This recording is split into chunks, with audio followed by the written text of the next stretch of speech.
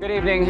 A brilliant light has gone out in Hollywood tonight. Robin Williams, whose fierce, frenetic comedy captivated us for decades, has died at age 63. For all of his wild, often improvised humor on stage and on screen, behind the scenes, he struggled mightily with substance abuse and depression. And tonight, on a special edition of Nightline, we're going to dedicate our entire show to the life and the death of a true American original.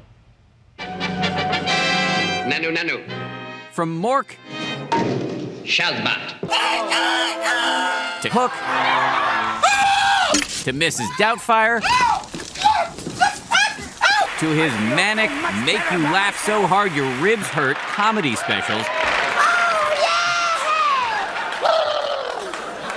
Robin Williams was a legend. But behind the zaniness lurked something darker. Drug abuse and depression. Williams described himself as a man looking over a cliff. It's not just the fear of falling, or, it's the thing of, you can do this. You can jump. You can fly. And the idea of just one. And for someone who has no tolerance for it, that's not a possibility. And this morning, according to authorities in California, they got a 911 call reporting that Williams was not breathing at his home in Tiburon. They're calling it a case of suspected suicide. Tonight, his representative saying Williams had been battling severe depression of late, and ABC News has learned Williams recently checked himself back into rehab. His wife, Susan Schneider, issuing a statement tonight saying, "I lost my husband and my best friend. I am utterly heartbroken." A tidal wave of sadness and sympathy online tonight from fans and fellow celebrities. Steve Martin tweeting, "I could not be more stunned by the loss of Robin Williams. Mensch, great talent, acting partner, genuine soul." John Travolta, "He loved us all and we loved him back. He had only the best things to say about people and we are all better for having known him. I love you, Robin." And so many more tonight. Bill Cosby, Tim Allen, Kevin Spacey, Reba McEntire, and this from Ellen DeGeneres. "I can't believe the news about Robin Williams. He gave so much to so many people. I'm heartbroken." We spoke by phone tonight with Cheryl Hines, who guest starred on Williams' recent CBS sitcom, The Crazy Ones. It's so hard right now because it's so tragic, but I just feel very thankful and grateful that I got to work with him and I got to be his friend. Even President Obama weighing in tonight. He was one of a kind. He arrived in our lives as an alien, but he ended up touching every element of the human spirit. And in Hollywood itself tonight at the iconic comedy club, The Laugh Factory, where Williams performed many times, a tribute right there on the marquee. Robin Williams, rest in peace, make God laugh. For Williams, life began in Chicago in 1951. His mother, a former model, his father, an executive at Ford. He was, surprisingly, a quiet child.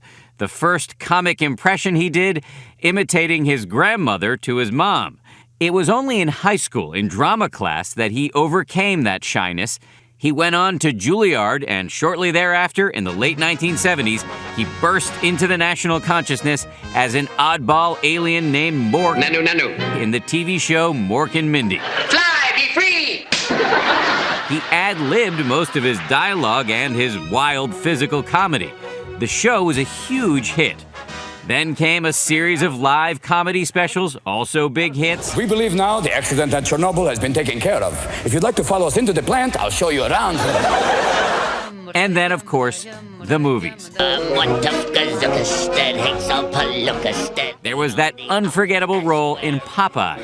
But Williams very quickly moved into dramatic territory with The World According to Garp in 1982, about a struggling writer and his romantic entanglements. It's my first short story. I wrote it for you. You wrote it for me. Many of his most famous roles mixed both wit and warmth. Good Morning Vietnam. What is a demilitarized zone? Sounds like something out of The Wizard of Oz.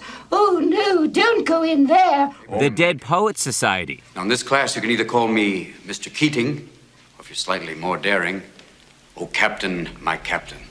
Mrs. Doubtfire. Hello! And Good Will Hunting. Unless you want to talk about you. who you are, then I'm fascinated.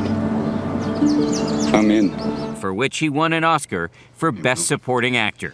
But all that on-screen humor masked inner turmoil. In the early 1980s, a problem with cocaine, which he claimed to have quit after the fatal overdose of his friend and fellow comedian John Belushi. He spoke to ABC's Barbara Walters about it. People also feel, in writing about you and, in reading the interviews, that the death of John Belushi was an enormous influence on you, rather than just, well, I don't know, you tell me what it was for you. It's only the fact that, here's a guy who was probably one of the toughest, strongest people you could ever meet, and he's taken out, and it basically, it cleaned up a whole generation of people. Because this guy was as strong as anybody you could ever meet. A bull. A guy, John, for a laugh, could run into that wall and get up and do it again. So if it took him out, you realize that, we're all pretty mortal. When we hear about people using drugs, most of the time they use them to get a high. Yeah, for me it was basically it was a great way of escaping. It was a great way to cut off from people because it was the only time I could escape, He got sober for many years, it appears, but then he relapsed, as he discussed on his comedy tour, Weapons of Self-Destruction. And alcohol is especially dangerous for people like myself, alcoholics. Or you can say ethanol challenge, whatever you want to call it. Williams checked himself into rehab in 2006, and he talked about it in this interview with ABC's Diane Sawyer. So to talk about it as caused by something not caused by anything, it's just there. It's just, it's latent, waits. It lays in wait, and for the time when you think, it's fine now, I'm okay. And then beep, and then the next thing you know, it's not okay. It's not going so well. And then you realize, where am I? This is strange. I didn't realize I was in Cleveland. How are you? I am well. Very well. Good. It is a good thing. Is it a good thing? Oh, yeah, it's nice. 2 months? 2 months. Club medicated. Away, quiet time. Good, though. I'm back. People say, how do you feel? With my fingers. How does it? Don't drink.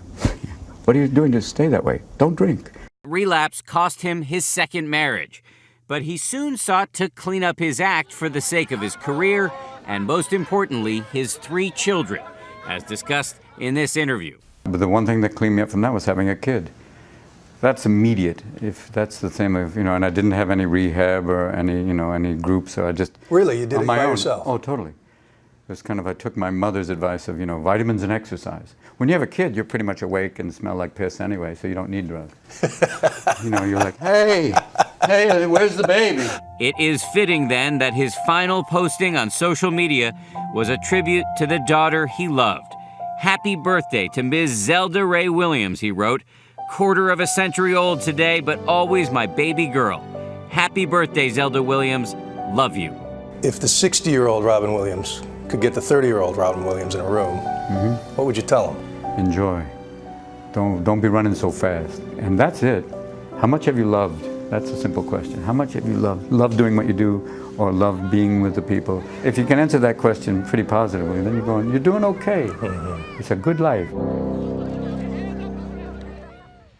And just before we came on the air tonight, one of the people Williams loved very much, his daughter Zelda Williams, said on Twitter, "I love you, I miss you, I'll keep trying to look up."